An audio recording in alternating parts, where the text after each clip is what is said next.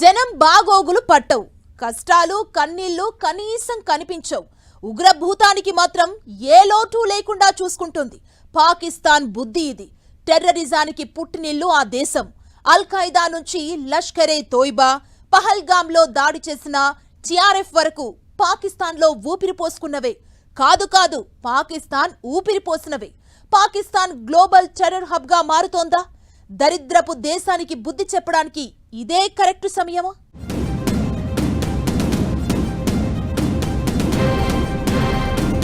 అల్ Qaeda నుంచి లష్కరే తోయిబా వరకు ఉగ్రభూతాన్ని పెంచి పోషిస్తున్న పాక్, గ్లోబల్ టెర్రర్ హబ్ గా మారిన పాకిస్తాన్. జనాలను వదిలేసి టెర్రరిజంపై ఖర్చు. బుద్ధి చెప్పేందుకు ఇదే కరెక్ట్ టైమా? ఉగ్రవాదాన్ని, పాకిస్తాన్ను వేరు చేసి చూడలేం. టెర్రరిజానికి పుట్టినిల్లు, స్వర్గధామం పాకిస్తాన్. జనాలను గాలికి వదిలేసి డబ్బులన్నీ ఆర్మీ పేరుతో ఉగ్రవాదులను మేపడానికి, తయారు చేయడానికి ఖర్చు చేస్తూ ఉంటుంది పాక్. మనతో వైరం ఉంది కదా, మన దేశం మీదే కాదు ప్రపంచం మీదకు కూడా ఉగ్రభూతాన్ని వదులుతోంది. ప్రపంచ దేశాలను భయపెడుతోంది. ప్రపంచవ్యాప్తంగా దాడులు చేసే సంస్థలు, ఆఫ్ఘన్లో దాడులు చేసేవి, భారత్ కశ్మీర్ లక్ష్యంగా దాడులు చేసేవి, ఇలా ఏ ఉగ్రవాద సంస్థ అయినా పురుడు పోసుకున్నది పాకిస్తాన్లోనే, పెరుగుతోంది పాకిస్తాన్లోనే. లష్కరే తోయిబా నుంచి అల్ ఖైదా వరకు ఎన్నో ఉగ్రవాద సంస్థలకు పాక్ పుట్టినిల్లుగా మారింది. ఇప్పుడు పహల్గాం ఉగ్రదాడి వెనుక ఉన్న లష్కరే తోయిబాను కూడా పాకిస్తాన్ పెంచి పోషిస్తోంది. పైకి మాత్రం పతిత్తు మాటలు చెప్తోంది.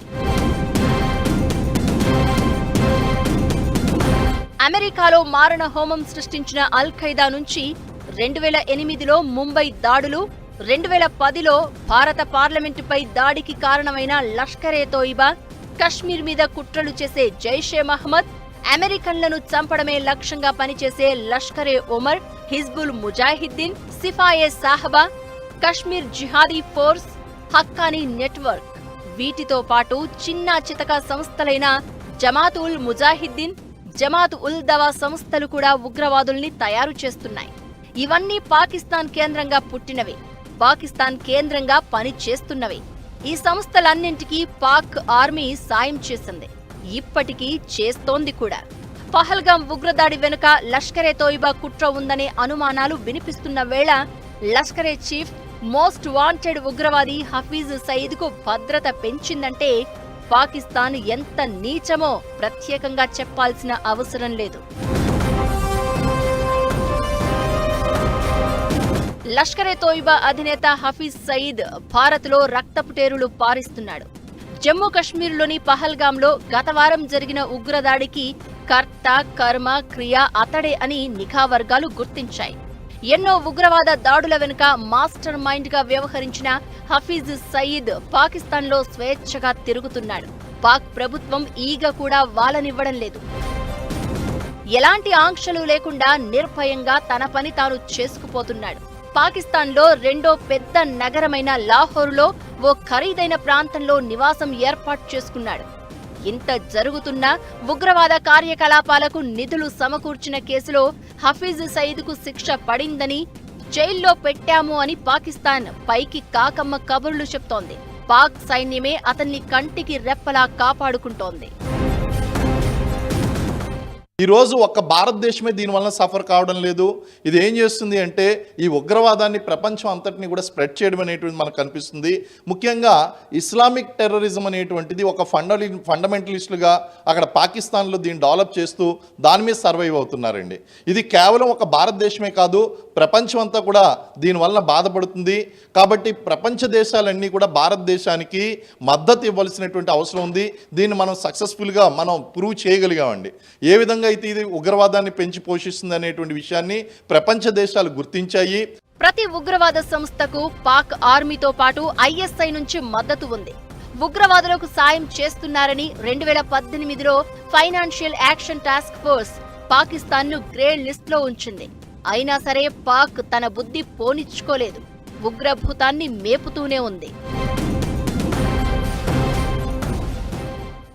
పాముకు పాలు పోసి పెంచినట్లు ఉగ్రవాదులను మేపుతున్న పాకిస్తాన్ ఆ పాముకే బలవుతోంది. ఆ దేశంలో ఉగ్రవాద ఘటనలు భారీగా పెరుగుతున్నాయి. వేల మంది చనిపోతున్నా పాక్ బుద్ధి మాత్రం మారటం లేదు. భారత్ మీద కుట్రలు చేస్తూనే ఉంది, ఉగ్రవాదులను ఎగదోస్తూనే ఉంది. ఇప్పటికైనా దీనికి చెక్ పెట్టాల్సిన అవసరం ఉందా? ఇంకా తెగిస్తే పాకిస్తాన్ అడ్రస్ లేకుండా పోవడం ఖాయమా?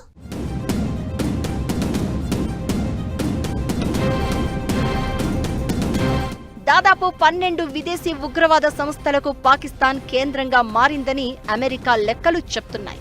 1980ల నుంచి పాక్ కేంద్రంగా ఉగ్ర కార్యకలాపాలు పెరిగాయి. గ్లోబల్ టెర్రరిజం ఇండెక్స్ 2025 నివేదికలో పాకిస్తాన్ ప్రపంచ దేశాలలో 2వ స్థానంలో నిలిచింది.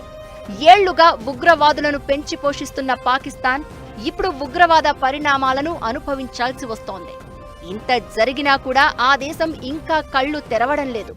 పాకిస్తాన్ ఇప్పటికీ భారత్కు వ్యతిరేకంగా ఉగ్రవాదాన్ని వ్యాప్తి చేయడానికి ప్రయత్నిస్తూనే ఉంది. పాకిస్తాన్లో ఉగ్రవాద దాడుల్లో చనిపోయిన వారి సంఖ్య గత ఏడాదితో పోలిస్తే 45% పెరిగాయి. పాకిస్తాన్లో వరుసగా 5వ ఏడాది కూడా ఉగ్రవాద సంఘటనలు పెరిగాయి. ఇదే కాకుండా గత దశాబ్దంలో పాకిస్తాన్కు లాస్ట్ ఇయర్ మోస్ట్ డేంజర్ అని ప్రూవ్ అయింది. ఇప్పుడు ఈ ఉగ్రవాదాన్ని పోషిస్తున్నటువంటి పాకిస్తాన్ మీద కూడా మనం కఠిన చర్యలు అనేటువంటి తీసుకురావడంలో ప్రపంచ దేశాలు ఖచ్చితంగా మద్దతు ఇవ్వాల్సినటువంటి అవసరం ఉంది. ఒక్కసారి ఇది మంచి అవకాశం. ఈసారి గనక మనం గట్టిగా బుద్ధి చెప్పగలిగినట్లయితే మళ్ళీ ఇలాంటి చర్యలు పాకిస్తాన్ చేయడానికి రెండోసారి ఆలోచిస్తుందండి. కాబట్టి ప్రపంచ దేశాలన్నీ కూడా పాకిస్తాన్ మీద కాదు, ఉగ్రవాదం మీద పోరాటం చేయాలి. కాబట్టి ఆ ఉగ్రవాదాన్ని పోషిస్తున్నటువంటి పాకిస్తాన్ని గనక మనం మట్టుబెట్టినట్టయితే ఉగ్రవాదాన్ని అణిచివేసినట్లే. పాకిస్తాన్లో ప్రతిరోజు ఉగ్రవాద దాడులు జరుగుతున్నాయి. ఏటా జనాలు చనిపోతున్నారు. పాక్లో ప్రతిరోజు ఉగ్రవాద దాడుల్లో సైనికులు ప్రాణాలు కోల్పోతున్నారు. అయినప్పటికీ పాకిస్తాన్ ప్రభుత్వం దాని నిఘా సంస్థలను భారత్కు వ్యతిరేకంగా ఉపయోగించుకునేలా పెంచి పోషిస్తున్నాయి. 2023లో పాకిస్తాన్లో 517 ఉగ్ర దాడులు జరిగాయి. 2024 నాటికి 1099కి పెరిగాయంటే ఆ దేశం ఎంత ప్రమాదంలో ఉందో అర్థం చేసుకోవచ్చు. ఇంత జరుగుతున్నా ఉగ్రవాదులను పెంచి పోషించడం మాత్రం ఆపడం లేదు. సుమారు 3 దశాబ్దాలుగా అమెరికా కోసం ఉగ్రవాదులను పెంచి పోషిస్తున్నామని ఆ దేశ నేతలే అంగీకరించారంటే అర్థం చేసుకోవచ్చు పాక్ దుస్థితి ఏంటో. ఏమైనా గ్లోబల్ టెర్రర్ హబ్గా మారిన పాకిస్తాన్ రోజు రోజుకు దిగజారుతోంది. విలువల ప్రకారమే కాదు, ఆర్థికంగా కూడా చిన్నాభిన్నమవుతోంది. ఒంటరిగా మారుతోంది. భారత్తో యుద్ధం అనివార్యమైనా పాక్ వైపు బహిరంగంగా మద్దతు తెలిపే ధైర్యం ఏ దేశం చేసే అవకాశం లేదనే అభిప్రాయాలు పాకిస్తాన్ తీరుకు అద్దం పడుతుందన్న అభిప్రాయాలు వినిపిస్తున్నాయి.